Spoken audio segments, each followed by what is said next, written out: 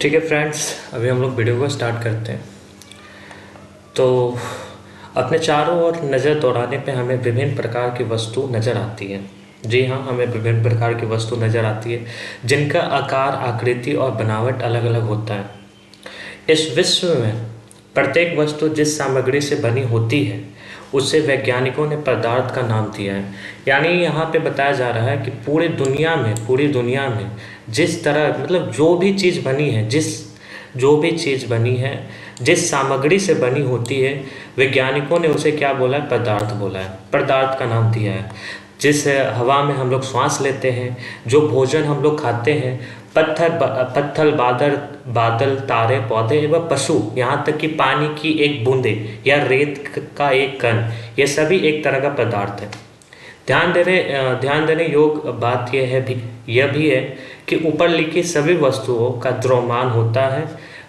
It means, थोड़ा मैं pencil का कलर चेंज कर लूँ क्योंकि ये सब मेरा पहले ये अंडरलाइन किया हुआ था। तो ये थोड़ा इम्पॉर्टेंट है, ठीक है, कि सभी वस्तुओं का द्रव्यमान होता है और ये कुछ स्थान घेरती है। स्थान का मतलब आयतन, ठीक है। तो पदार्थ का ये परिभाषा हो गया कि सभी वस्तुओं का द्रव्यमान होता है यानी मास होता है और ये कुछ स्थान को घेरती है, ठीक है, कुछ एरिया को ये घेरती है जिसे हम लोग पदार्थ कहते हैं। प्राचीन काल से ही मनुष्य अपने आसपास को समझने का प्रयास करते आ रहा है ना। आदि मानव ने पहले कुछ छोटी छोटी खोजों को खोज की, फिर उससे धीरे धीरे वो आगे डेवलप होते गए, विकसित होते गए और अपने आसपास की चीज़ों को ना समझने की कोशिश कर रहे हैं कि आखिर ये चीज़ बनी किस चीज़ से, क्या है इसके अंदर, क्यों है ये, इसका यूज़ हम लोग कैसे कर सकते हैं। तो प्राचीन भारत के दार्शनिकों ने पदार्थ को पांच, यानी भारत के प्राचीन लोग थे ना, उन्होंने पदार्थ को 5 मूल तत्वों में वर्गीकृत किया है। 5 मूल, यानी पूरी दुनिया में जो चीज़ भी बनी है वो 5 चीज़ों से मिलकर बनी है, 5 तत्वों से मिलकर बनी है, जिसे पंच तत्व कहा गया। क्या कहा गया? पंच तत्व। ये पंच तत्व वायु, पृथ्वी, अग्नि, जल और आकाश होती है। 5 तत्व जो है ना, पंच तत्व, जिसे प्राचीन भारत के लोगों ने, यानी प्राचीन भारत के जो वैज्ञानिक समझ लो, खोजकर्ता, ये सारे चीज़ जो खोज कर रहे थे कि किस चीज़ से ये सारी चीज़ बनी है, तो उन लोगों ने ना, जैसे ऋषि मुनि जो लोग हो गए, उन लोगों ने ये जाना, उनको ये पता चला कि जितने भी चीज़ बनी है हमारे पृथ्वी पे, यानी हमारे आसपास, वो सिर्फ 5 चीज़ों से मिलकर बनी है। वायु, पृथ्वी, अग्नि, जल और आकाश। पृथ्वी का मतलब यहाँ पे पृथ्वी यानी वो अर्थ नहीं है, पृथ्वी का मतलब हो गया सॉइल का मतलब मिट्टी। इसके अनुसार इन्हीं 5 तत्व, यानी उनके अनुसार इन्हीं 5 तत्वों से सभी वस्तुएं बनी है, ठीक है। यानी पूरी वस्तुएं, यानी चाहे एक छोटा सा पत्थर ले लो या पानी की पूरी सागर ले लो, ठीक है, यानी सागर ले लो या नदी ले लो या पेड़ पौधे, बादल, जो कुछ भी लेना है ना, चाहे वो सजीव हो या निर्जीव, यहाँ आगे लिखा भी होगा सजीव हो, चाहे वो सजीव हो या निर्जीव, यानी सजीव मतलब जो जीवित है, निर्जीवी मतलब नॉन लिविंग थिंग्स, ठीक है। थोड़ा मैं इंग्लिश वर्ड को भी इसमें इंक्लूड करते रहूँगा ताकि आप लोग इसे समझने में थोड़ा आसानी हो, ठीक है। तो चाहे वो सजीव हो यानी लिविंग थिंग्स हो या नॉन लिविंग थिंग्स, यानी हम लोग भी इन्हीं 5 तत्वों से मिलकर बने हैं। अब जैसे कि उस समय की यूनानी दार्शनिकों ने भी पदार्थों को इसी प्रकार से वर्गीकृत किया, यानी यूनानी के लोग भी, यूनानी के जो खोज, यानी जो एक तरह के समझ लो कि जो ऋषि मुनि के टाइप के, यानी खोजकर्ता, जैसे कि अपने आसपास की चीज़ों के बारे में खोज करके लोगों को बताना, तो उस यूनानी दार्शनिकों ने भी पदार्थों को इसी प्रकार वर्गीकृत किया, यानी क्लासिफिकेशन किया है। आधुनिक वैज्ञानिकों ने पदार्थ को भौतिक गुणधर्म एवं रासायनिक प्रकृति के आधार पर 2 भागों में वर्गीकृत किया है। यानी आधुनिक मॉडर्न टाइम के जो साइंटिस्ट हैं ना, उन्होंने मैटर को, यानी पदार्थ को 2 भागों में, यानी 2 चीज़ों में वर्गीकृत किया है, ठीक है। दो चीज़ों के प्राकृतिक यानी नेचर पे उसे वर्गीकृत किया, एक भौतिक गुणधर्म और रासायनिक प्रकृति, ठीक है, रासायनिक प्रकृति। इस अध्याय में हम लोग भौतिक गुणों के आधार पे हम लोग पदार्थ के बारे में ज्ञान अर्जित करेंगे, ठीक है। यानी इस चैप्टर में हम लोग को सिर्फ क्या पढ़ना है, फिजिकल यानी फिजिकल फीचर्स के बारे में यहाँ पे जानना है कि मैटर्स का क्या क्या फिजिकल फीचर होते हैं। फीचर मतलब गुण के आधार पर पदार्थ के बारे में ज्ञान अर्जित करेंगे। ठीक है, पदार्थ के रासायनिक पहलुओं को आगे के अध्यायों में पढ़ेंगे, यानी रासायनिक यानी केमिकल जो चीज़ होती है ना, मैटर्स के केमिकल फीचर्स जो होती है वो हम लोग आगे के चैप्टर्स में पढ़ेंगे। ठीक है, तो दोस्तों यानी ये सबसे इंपॉर्टेंट लाइन लिखा गया है, पदार्थ का भौतिक स्वरूप। ठीक है, यानी यहाँ से अब लोग फ्यूचर बोल रहा हूँ, फिजिकल फीचर्स के बारे में यहाँ से हम लोग जानेंगे। तो पहला चीज़ क्या है, पदार्थ कणों से मिलकर बना होता है। यानी जितने भी अभी मैंने इधर के लाइन में इधर की तरफ मैंने यहाँ पे कहीं बताया था कि जो पदार्थ के जो छोटे छोटे यानी पदार्थ छोटे छोटे चीज़ों से मिलकर बनी है, वो छोटे छोटे चीज़ क्या है, कणों यानी छोटे छोटे कणों से मिलकर बना होता है। बहुत समय तक पदार्थ की प्रकृति के बारे में दो विचारधारा प्रचलित है। यानी बहुत समय पहले जो मतलब कि ऐसा तो नहीं है कि हम लोग को एकदम से ही सही चीज़ मिल गया हो। ठीक है, बहुत सारे एक्सपेरिमेंट हुए, खोजकर्ता ने अपने अपने खोजों के बारे में बताया एक दूसरों को। तो यहाँ पे दो विचारधारा प्रचलित हुआ। एक विचारधारा ये है कि माना जाता है कि पदार्थ लकड़ी के टुकड़ों की सतह होती है, परंतु अन्य विचारधारा का मानना था कि पदार्थ रेत की तरह, किसकी तरह, रेत की तरह कणों से मिलकर बने होते हैं। आइए एक क्रियाकलाप यानी एक्टिविटी के द्वारा पदार्थ के स्वरूप के बारे में हम लोग निर्णय करते हैं कि ये सतत है या कणों से बने हैं। इट मीन्स की सतह यानी सतह मतलब कि सतत लाइक सरफेस। ठीक है, कणों मतलब कि छोटे छोटे पार्टिकल से मिलकर बने हैं।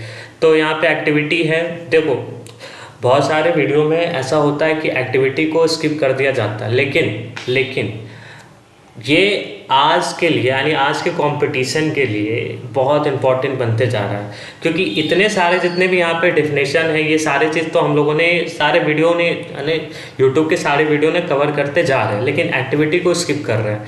हम लोग जब 9th क्लास में या 10th क्लास में भी पढ़ा करते थे तो वहाँ के टीचर भी बोला करते थे कि एक्टिविटी इज़ इम्पॉर्टेंट, क्योंकि अब कोई क्वेश्चन बना नहीं है ना, सारे क्वेश्चन बन चुके हैं, जितने हार्ड से हार्ड, इजी से इजी जितने क्वेश्चन थे सब कुछ बन चुके हैं। अब जो क्वेश्चन नया बन रहा है वो सब अब ये एक्टिविटी से ही बनाया जा रहा है।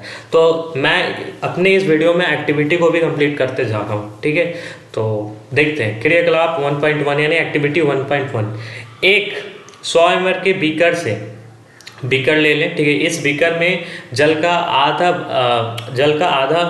से आधा भरकर जल की सतह पर निशान लगा दें। दिए गए नमक या शक्करा को कांच की छड़ की मदद से जल में घोल दें। जल के स्तर में आए बदलाव पर ध्यान दें। आपके अनुसार नमक या शक्करा का क्या हुआ, शक्करा मतलब शुगर का क्या हुआ, ये कहाँ गायब हो गए, क्या जल के स्तर में कोई बदलाव आया, यहाँ पे हम लोग देखेंगे। मतलब कि ये पूरे एक्टिविटी में ये बताया जा रहा है कि एक बीकर में 100 ml पानी ले लेना है, जिसमें नमक या शुगर को उसमें घोल देना है। बाद में देखना है कि वो नीमक यानी साल्ट और शुगर गायब हो गया तो गया कहाँ। इस प्रश्नों के उत्तर पाने के लिए हमें इस विचार को स्वीकार करना होगा कि सभी पदार्थ कणों से बने होते हैं, क्या हो गया यार,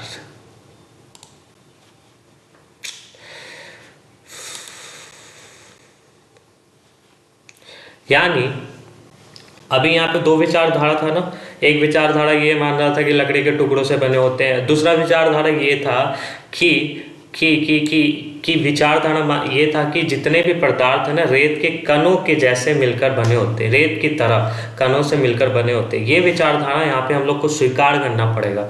अगर हम लोग इस विचारधारा को नहीं स्वीकार करेंगे तो ये एक्टिविटी पूरी तरह से रॉन्ग हो जाएगी। क्या हो जाएगी, रॉन्ग हो जाएगी। ठीक है, पेंसिल ही लेता हूँ, सही है। अब जैसे कि हम लोगों ने यहाँ पे क्या जाना कि सभी पदार्थ के कणों से बने होते हैं, यानी जितने भी मैटर है ना, सब छोटे छोटे पार्टिकल से मिलकर बने होते हैं। अब जैसे कि उपरोक्त क्रियाकलाप में आप चम्मच में रखी गई नमक या शर्करा को अब पूरी पानी से घुल गई है, जैसे चित्र 1.1 में दर्शाया गया है। ठीक है ठीक है ठीक है ठीक है, एक मिनट। देखिए ये है इम्पोर्टेंट चीज़। ठीक है, क्या है ये इम्पोर्टेंट चीज़? इट मीन्स कि ये यहाँ पे स्टार मार्क लगाकर बनाया गया है, तो ये एग्ज़ाम के व्यू से इम्पोर्टेंट हो सकता है। अंतर्राष्ट्रीय मात्रक पद्धति के अनुसार आयतन का मात्रक 1 घन मीटर क्यूब है। 1 घन यानी मीटर क्यूब होता है, आयतन का मात्रक घन मीटर होता है। ठीक है, घन मीटर होता है। ठीक है, आयतन मापने का साधारण मात्रक लीटर भी है। तो आयतन को हम लोग कैसे माप सकते हैं? लीटर में भी माप सकते हैं। यहाँ पे अंतर्राष्ट्रीय मात्रक पद्धति के अनुसार आयतन का मात्रक क्या होता है? 1 घन मीटर यानी 1 मीटर क्यूब होता है। बस ये इंपॉर्टेंट था, ये उतना ज़्यादा इंपॉर्टेंट नहीं है। ऐसे कर लेते हैं, 1 litre equal to 1 DM cube, 1 litre equal to 1000 ml, 1 metre equal to 10। ये इतना इम्पोर्टेंट नहीं है। ये इम्पोर्टेंट है कि मात्रक यानी मात्रक हम लोग पढ़ेंगे इसी आगे के चैप्टरों में, हम लोग मेजरमेंट एंड यूनिट्स पढ़ेंगे। तो अभी के लिए बस इतना जान लें कि आयतन का मात्रक क्या होता है? 1 घन मीटर होता है। और आयतन को साधारण मात्रक लीटर, साधारण मात्रक क्या है? लीटर है।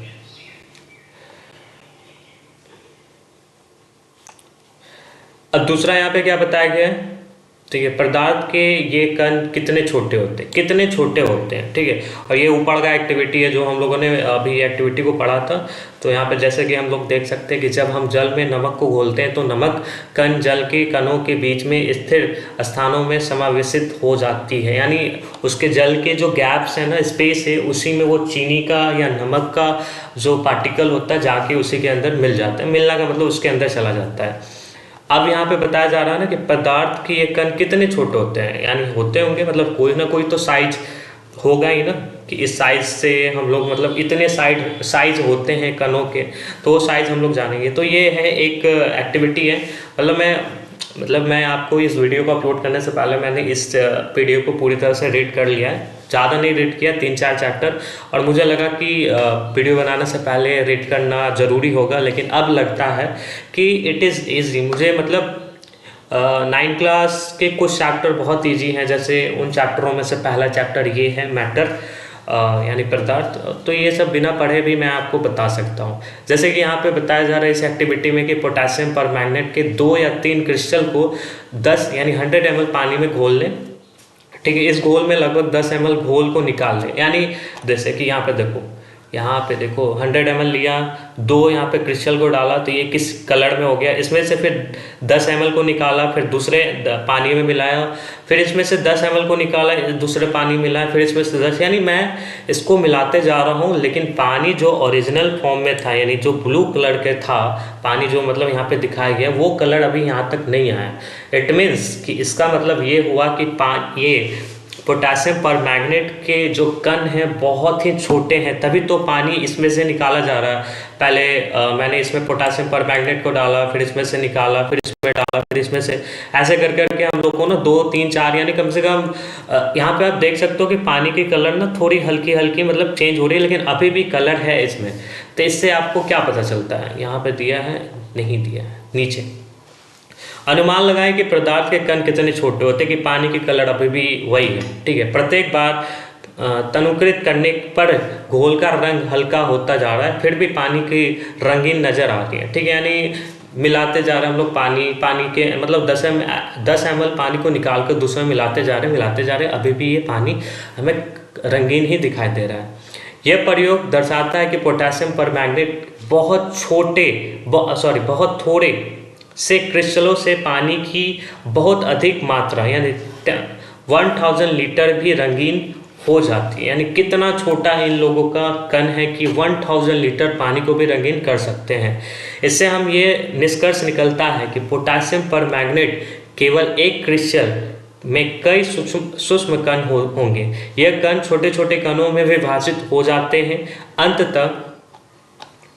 अंततः एक स्थिति में ये कण और छोटे भागों में विभाजित नहीं किए जा सकते। यानी अब तो ऐसा है कि ये मैं लिया क्रिस्टल, अब मैं इसको तोड़ा, ये छोटा हो गया, फिर इसको तोड़ा, फिर ये छोटा हो गया, फिर इसको तोड़ा, फिर ये और छोटा हो गया, इसको तोड़ा और छोटा हो गया, इसको तोड़ा और छोटा हो गया, इसको तोड़ा और छोटा हो गया, और छोटा छोटा छोटा छोटा, मतलब इतना लास्ट में एक पॉइंट बचेगा जिसे हम लोग ना उसको विभाजित नहीं कर सकते। ठीक है, विभाजित नहीं किया जा सकता।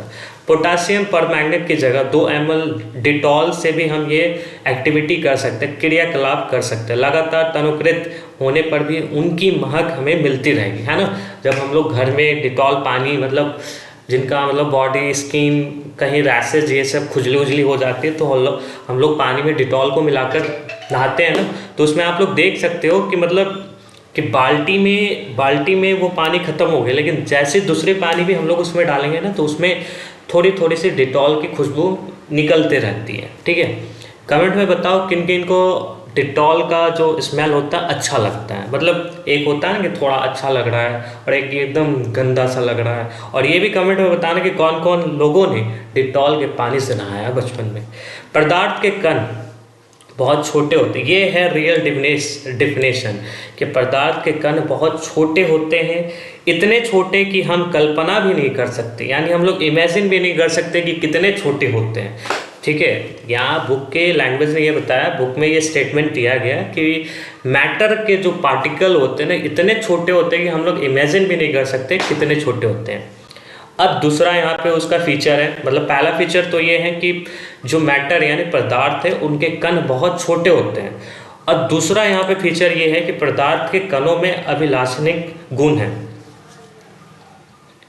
अब ये अभिलाषणिक गुण क्या होता है, यहाँ पे हम लोग अभिलाषणिक गुण क्या होता है, इट मीन्स कि रिक्त स्थान को अभिलाषणिक गुण कहा जाता है। ठीक है, जैसे 1.2.1 में देख लो, पदार्थ के कणों के बीच रिक्त स्थान होते हैं। अभी हम लोगों ने कुछ एक्टिविटी से हम लोगों ने जाना है। ठीक है, अब मैं इसे पढ़ूंगा वापस नहीं, क्योंकि यहाँ पे मैंने इसे पूरी तरह से डिस्क्राइब कर दिया है। अब ना यहाँ पे पदार्थ यानी 1.2.2 यानी दूसरा फीचर इसका ये है कि पदार्थ के कण निरंतर गतिशील होते हैं। यानी गतिशील का मतलब निरंतर, कंटिन्यू इधर से उधर मूव करते रहते हैं। जैसे इस एक्टिविटी को हम लोग जानेंगे, इस एक्टिविटी से ये डिफिनेशन हम लोग को पूरी तरह से समझ में आ जाएगा। ठीक है, तो मैटर के जो पार्टिकल है ना, कंटिन्यू मूवमेंट करते रहते हैं, हम लोग यहाँ पे देख सकते हैं। अब यहाँ पे जो एक्टिविटी मैं पढ़ूंगा इससे आप लोग को समझ में आ जाएगा। अपनी कक्षा में किसी कोने में एक बुझी हुई अगरबत्ती रख दें, इसकी सुगंध लेने के लिए आपको इसके कितने समीप जाना पड़ता है। अब अगरबत्ती जला दें, क्या होता है, क्या दूर से ही इसकी सुगंध आपको मिलती है। अपने पेशेंट को नोट करें, पेशेंट ये जो हमने जो एक्टिविटी किया इसके बाद जो हमें ऑब्जर्वेशन आया ना, इसको नोट करें। तो बात तो ये है कि हम लोग घर में पूजा पाठ करते हों, या आप सेंट किसी पार्टी में जाने के लिए हम लोग जो सेंट का यूज़ करते हैं, तो क्या होता है हम लोग अपने कपड़ों में मारते हैं, लेकिन उसका स्मेल जो पूरे रूम में थोड़े थोड़े से फैल जाते हैं, है ना। अब जैसे एक्टिविटी यहाँ पे दूसरा है 4.1 है, जल से भरे गिलास या 2 बीकर ले। पहले बीकर में एक सिरे पे सावधानी से बूंद लाल या नीली स्याही डाल दे और दूसरे में शहद डाल दे। आपको यानी इनको अपने घरों में या कक्षा में के एक कोने में रख दे, अपने ऑब्जर्वेशन को नोट कर रहे हैं। इट मीन्स कि क्या होगा कि अगर हम लोग लाल या नीली स्याही को डालते हैं तो क्या होगा, वो पूरी तरह से फैल जाएगा। ठीक है, जैसे कि आप कलर होली के दिन में हम लोग जो रंग खेलते हैं पानी में डालते हैं तो पूरी तरह से फैल जाते हैं ना। तो यहाँ पे ये था। स्याही के बूंदे डालने के तुरंत बाद आपने क्या देखा कि सारी स्याही उस पानी में मिल गई, शहद के बूंदों के डाल मिल गए। ठीक है, इसमें भी वही हुआ। स्याही का रंग पूरे जल में एक समान रूप से फैलने में कितना दिन घंटे लगे, कुछ समय तो लगेंगे। जब तक हम इस एक्टिविटी को करेंगे नहीं, हम लोग को पता कैसे चलेगा, है ना। 1.5 ये अब हम इसे रहने दे सकते हैं। इसमें बस यही बताया जा रहा है कि हम लोग मतलब पार्टिकल्स जो है ना, किसी भी छोटे छोटे पार्टिकल्स एक कंटिन्यू मूवमेंट करते रहते हैं। ठीक है, किसी भी स्पेस में, चाहे वो गैस हो, लिक्विड हो, कहीं पे भी पार्टिकल्स का जो मैटर का जो पार्टिकल है वो मूवमेंट करते रहता है। तो ऊपर के तीनों जो एक्टिविटी है ना, इससे निम्नलिखित निष्कर्ष निकलते हैं। ठीक है, निष्कर्ष हम लोग पढ़ते हैं। ठीक है, कि पदार्थ के कण निरंतर गतिशील होते हैं, अर्थात उसमें गतिज गतिज सॉरी गतिज ऊर्जा होती है, गतिज ऊर्जा होती है। ये एक बहुत इंपॉर्टेंट चीज़ है, गतिज ऊर्जा। तापमान बढ़ने के से कणों के गति तेज हो जाती है। गतिज ऊर्जा का मतलब समझ रहे, गतिज, गति से गतिज बना है। ठीक है, यानी गति मतलब मूवमेंट। यानी बहुत इंपॉर्टेंट लाइन है, इसे आप लोग रेड कलर से, अगर आप लोग PDF से पढ़ रहे हो तो ठीक है, यहाँ पे आपको फ्री ऑफ कॉस्ट इतने सारे कलर मिल जाएंगे। अगर आप किताब से पढ़ रहे हो तो आपको यहाँ पे अंडरलाइन करना पड़ेगा ये, क्योंकि इंपॉर्टेंट लाइन है ये। तापमान बढ़ने से क्या क्या क्या, अरे यार मैं तो रेड लिया था ना। हाँ, तापमान बढ़ने से कणों के गति में, कणों की गति तेज हो जाती है। ठीक है, कणों की गति क्या हो जाती है, तेज हो जाती है। इसलिए हम ये कह सकते हैं कि, क्या कह सकते हैं कि, इसलिए हम लोग कह सकते हैं कि तापमान बढ़ने से कणों की गतिज ऊर्जा भी बढ़ जाती है, गतिज ऊर्जा भी बढ़ जाती है। ठीक है, तो यहाँ पे क्या बताया जा रहा है, गतिज ऊर्जा। अब दोस्तों आपको ना यहाँ पे थोड़ा सा, मेरे को एक सेकेंड, हाँ थोड़ा सा मैं ट्रांसलेटर का यूज़ करूँ, क्योंकि गतिज कुछ वर्ड हैं ऐसे। जैसे कि देखो दोस्तों कि आजकल हमारे पास टेक्नोलॉजी ऐसी है, मतलब कभी भी कुछ भी प्रॉब्लम हो बस टेक्नोलॉजी का यूज़ करो, बस हो गया। और क्या यार, जल्दी खुल जाओ यार। जब तक हम लोग आगे चलते हैं, हमने यहाँ पे अभी जाना कि तापमान बढ़ाने के कारण जो पार्टिकल्स की जो मूवमेंट है ना, बहुत ज़्यादा स्पीड हो जाती है, बहुत ज़्यादा तेज हो जाती है। ठीक है, क्या नाम है, गतिज।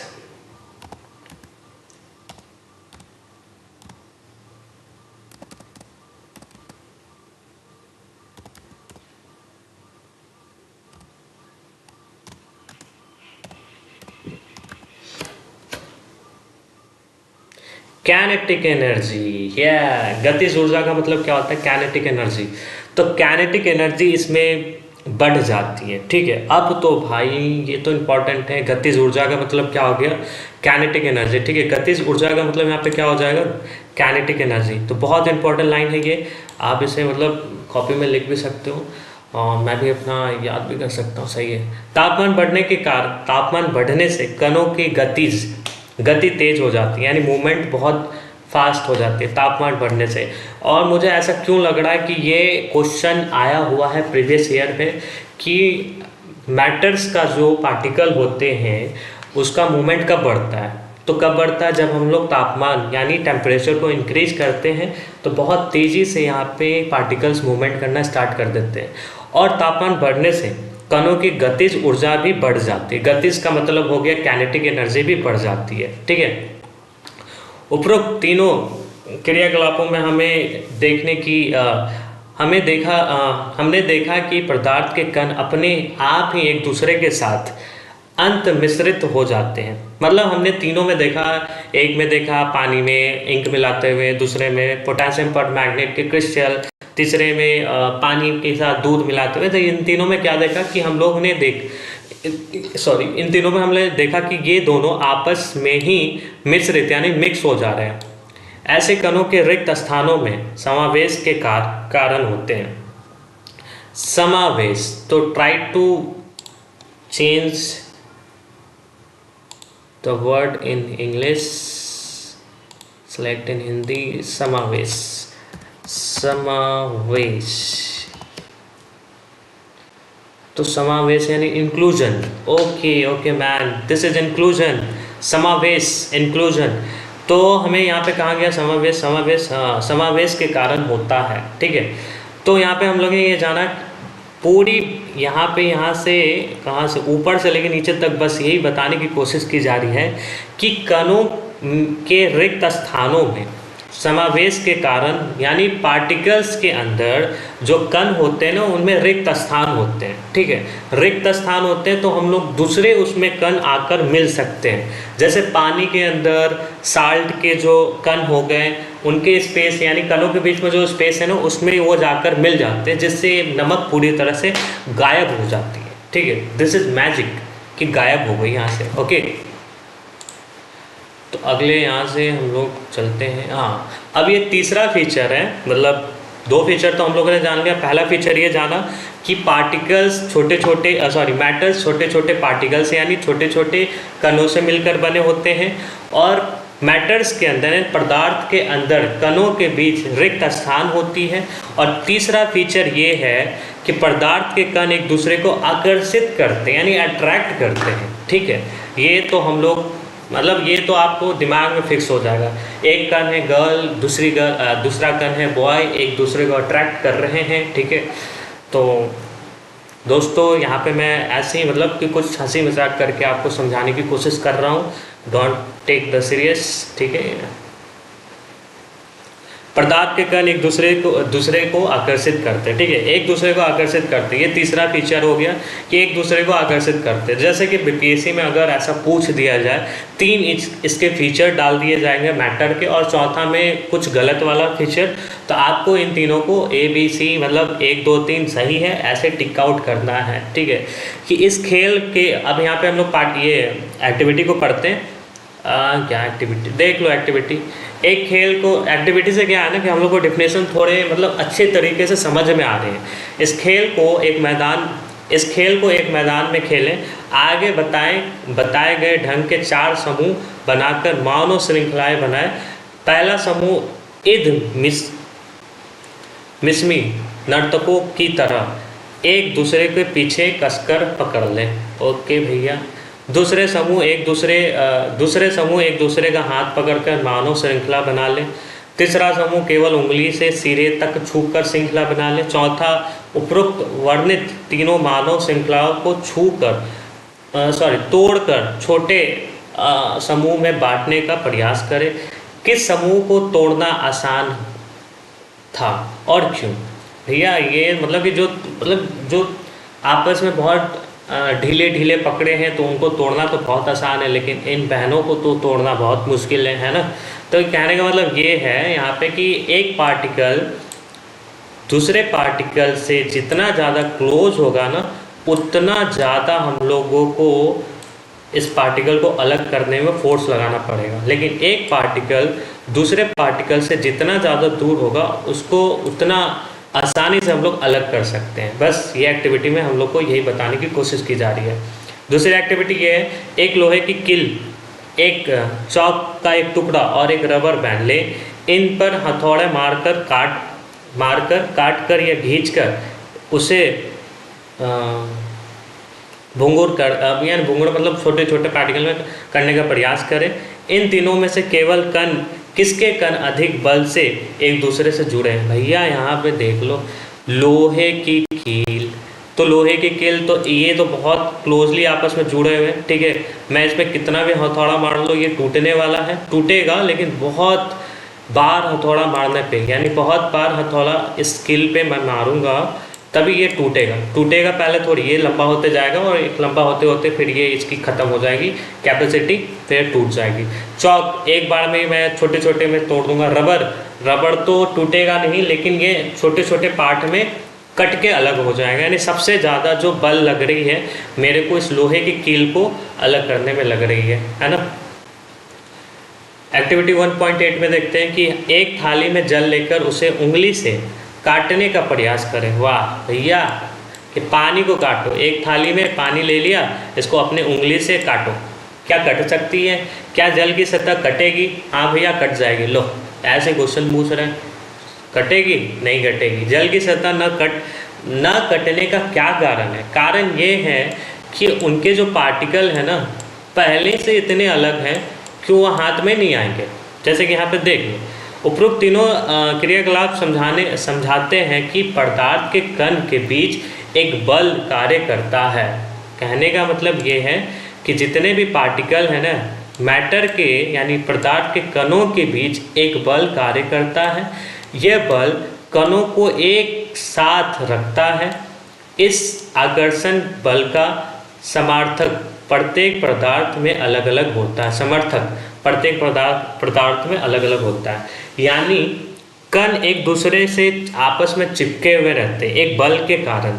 यह बल कणों को एक साथ रखता है, अट्रैक्ट करके रखता है, और यही आकर्षण बल सारे पदार्थों में अलग अलग होते हैं। किसी में बहुत कम होता है तो तुरंत टूट जाता है, किसी में बहुत ज़्यादा होता है तो वो बहुत लेट से टूटता है। ठीक है, तो ये प्रश्न उत्तर आपके लिए नहीं है। ठीक है, it is not for you, this is only for 9th class student. ठीक है, वी आर बीपीएससी एस्पिरेंट, उसके पॉइंट ऑफ व्यू से जो इम्पोर्टेंट है हम लोग वही चेक करेंगे।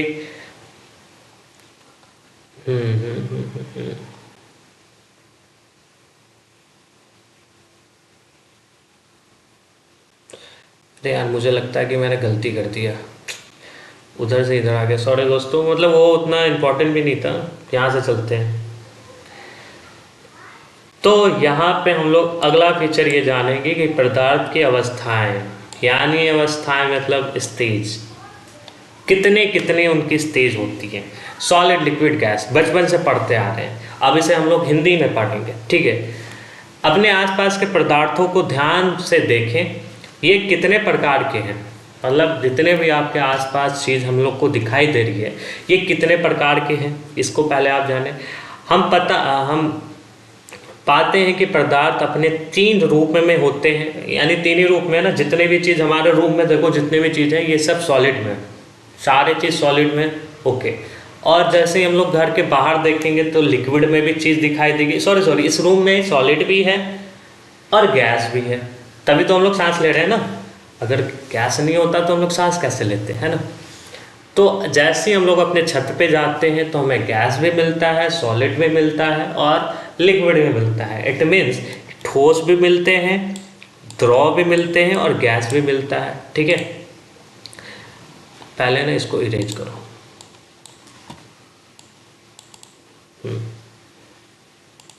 तो हम लोग को क्या क्या मिलता है, सॉलिड यानी ठोस, द्रव और गैस। पदार्थ की ये अवस्थाएं उनके गुणों के, कणों की विभिन्न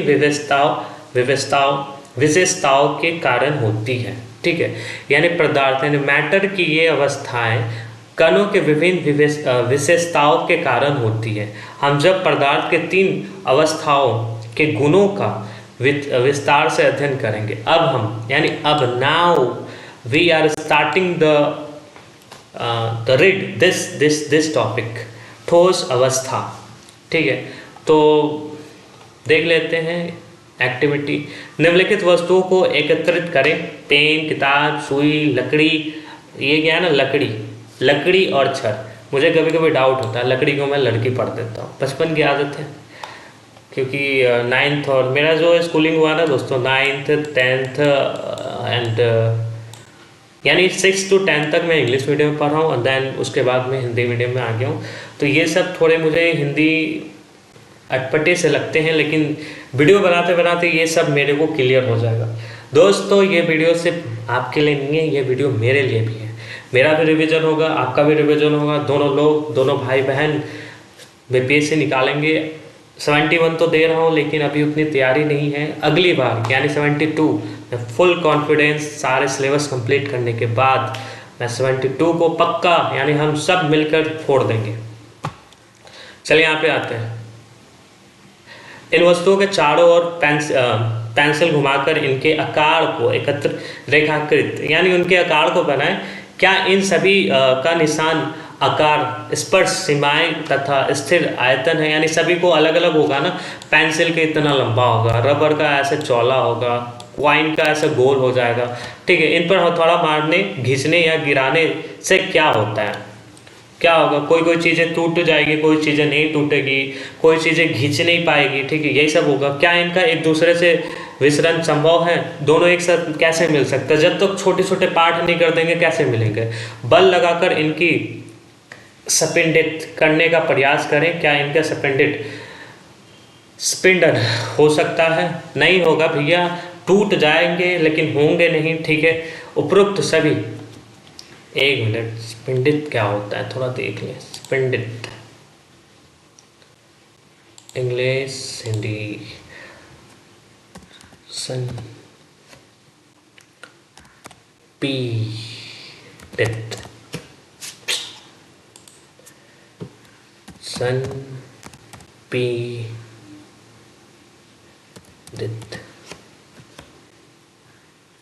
ले, इसका तो कुछ है ही नहीं। टेनिस नहीं यार।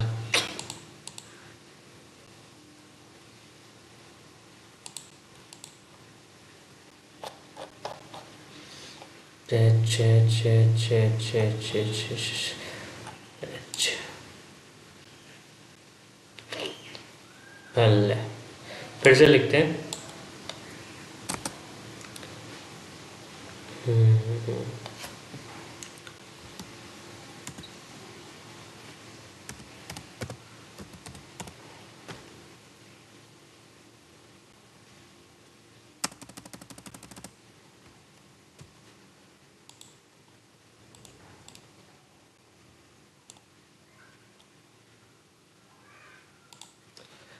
स्पेंडेड का मतलब मेरे को पता नहीं है दोस्तों, मतलब कमेंट में बता दो स्पेंडेड का मतलब क्या होता है, ठीक है।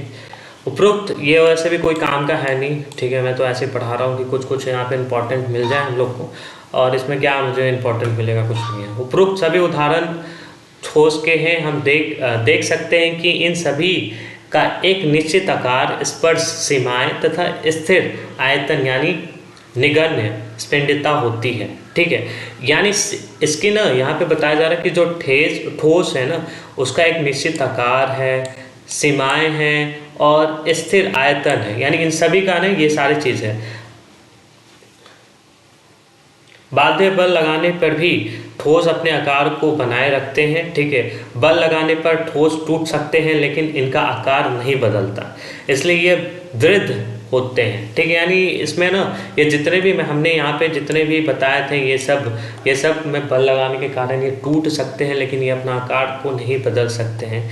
निम्नलिखित पर विचार कीजिए। रबर बैंड का क्या माना जाए कि ये क्या खींचकर इसका आकार बदला जा सकता है? नहीं जी, नहीं बदला जा सकता। क्या ये ठोस है? ठोस है लेकिन सेमी ठोस है, यानी सेमी सॉलिड है। विभिन्न आकार का बर्तनों में रखने पर चीनी और नमक उन्हीं बर्तनों के आकार लेती है। क्या ये ठोस है? जी हाँ, ठोस है लेकिन छोटे छोटे पार्ट हैं। स्पंज क्या है? स्पंज क्या है? यह ठोस है लेकिन फिर भी इसका स्पिंडज संभव है, ठीक है, इसका टूटना संभव है, ठीक है। क्यों? ये सभी ठोस है क्योंकि बाध्य बल लगाने पर रबर बैंड का आकार बदलता है, जी हाँ बदलता है, और बल हटा लेने पर पुनः वो वापस अपने मूल रूप में आ जाता है, ठीक है। यानी ठोस उन्हें कहते हैं कि अगर मैंने उस पर किसी भी तरह का फोर्स लगाया, यानी बल लगाया, अब बल लगाने के बाद उसने अपने आकार को चेंज कर लिया, और जैसे ही मैंने बल को वहाँ से हटाया, अपने बल को वापस मतलब वहाँ से रिलीज किया, छोड़ दिया, तो वो वापस अपने ही आकार में वापस आ जाता है। इस कारण से ये एक तरह का ठोस है, ठीक है, अपने मूल आकार में आ जाता है। अत्यधिक बल लगाने पर ये टूट भी सकता है, टूट भी जाता है, सॉलिड भी टूट जाते हैं। चाहे हम शक्करा या नमक को अपने हाथ में लें या किसी प्लेट या जार में रखें, इनके क्रिस्टलों का आकार नहीं बदलते, ठीक है। तो जो सॉलिड होता है वो अपने सरफेस यानी अपने आकार को चेंज नहीं करता। स्पंज बहुत छोटे छिद्र होते हैं जिनमें वायु का समावेश होता है, यानी स्पंज में हम लोग देख सकते हैं छोटे छोटे बहुत सारे छोटे छोटे होल होते हैं जिसमें वायु भरे हुए रहते हैं, ठीक है, वायु मतलब होते हैं। जब हम इसे दबाते हैं तो वे वायु बाहर निकल आती है जिससे इसका स्पंदित संभव है, जिससे इसका टूटना यानी इसके आकार को चेंज करना हम लोग को संभव होता है, ठीक है। द्रव अवस्था, अब हम लोग यहाँ पे लिक्विड के बारे में जानेंगे, ठीक है, द्रव अवस्था के बारे में जानेंगे। क्रियाकलाप 1.10, ठीक है। निम्नलिखित वस्तुओं का एकत्रित करें। जल, खाना पकाने का तेल, दूध, जूस, शीतल पेय, विभिन्न आकार के बर्तन, प्रयोगशाला के एक मापक सिलेंडर की सहायता से इन बर्तनों का 10 ml निशान लगा ले।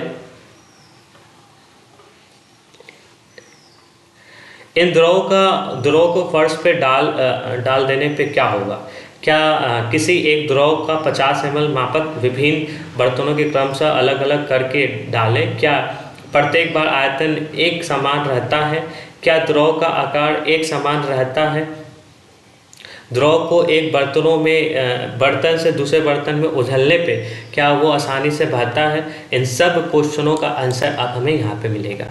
प्रेक्षण से हम पाते हैं, इस एक्टिविटी से हम लोग ये पाते हैं कि द्रव का आकार नहीं है, यानी this is a important another line कि द्रव का आकार नहीं है लेकिन आयतन निश्चित है, यानी ये जगह छेदता है। ठीक है, जिस बर्तन में इन्हें रखा जाए तो वो उसी के आकार ले लेती है। द्रव में बहाव होती है, द्रव में क्या होती है? बहाव होती है, ये भी है इम्पॉर्टेंट लाइन। ठीक है, द्रव में बहाव होती है और उनका यानी इसका आकार बदलता है, इसलिए ये दृढ़ यानी मजबूत दृढ़ नहीं होती, नहीं लेकिन तरल होती है, इसलिए दृढ़ नहीं होती, तरल होती है। ठीक है, ये सब जितने भी मैं रेड मार्क कर रहा हूँ ये सब इम्पॉर्टेंट लाइन है, आप लोग इसे कॉपी में लिख सकते हो।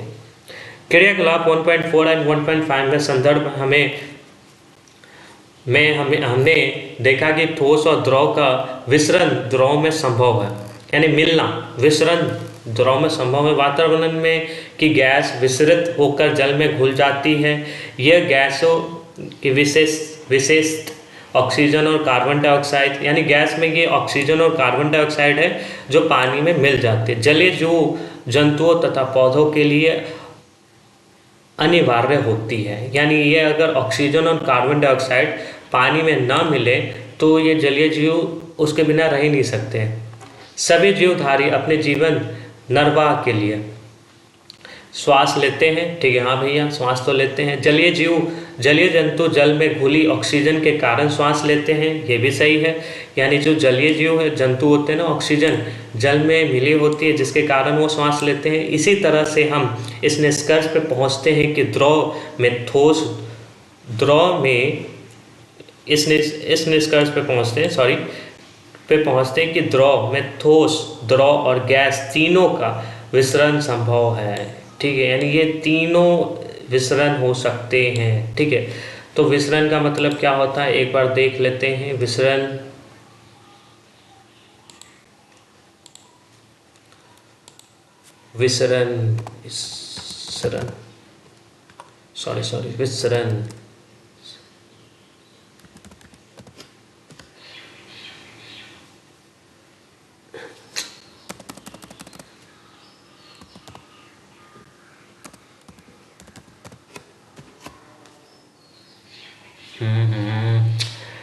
विसरण का मतलब मिलना ही होता है दोस्तों। ठीक है, यानी मिल सकते हैं। आज के लिए दोस्तों यहीं तक, अगले वीडियो में हम लोग इससे आगे पढ़ेंगे। ठीक है, मेरा बैटरी भी, लैपटॉप का बैटरी भी ख़त्म हो रहा है, अगर मैं इस वीडियो को ज़्यादा अगर बनाता हूँ तो फिर ये बंद ही हो जाएगा, तो अगले वीडियो में मैं इसको पूरी तरह से कंप्लीट कर दूँगा। थैंक यू दोस्तों, अगर ये वीडियो आपको अच्छी लगी तो आप इसे लाइक और सब्सक्राइब कर दें और शेयर भी करें, क्योंकि अभी मेरा ये नया वीडियो है तो थोड़ी बहुत गलतियाँ यहाँ पे हो सकती हैं। ठीक है, बट आगे जैसे जैसे वीडियो मैं अपलोड करते जाऊँगा तो मेरी वीडियो आपके लिए बहुत ज़्यादा इम्पोर्टेंट बनती जाएगी, क्योंकि मैं हर एक दिन इसे अपनी नोट्स और इन किताबों की मदद से मैं आपको यहाँ पे अपडेट करते रहूँगा अपनी वीडियो की सहायता से। तो थैंक यू दोस्तों, अगले वीडियो में मिलते हैं।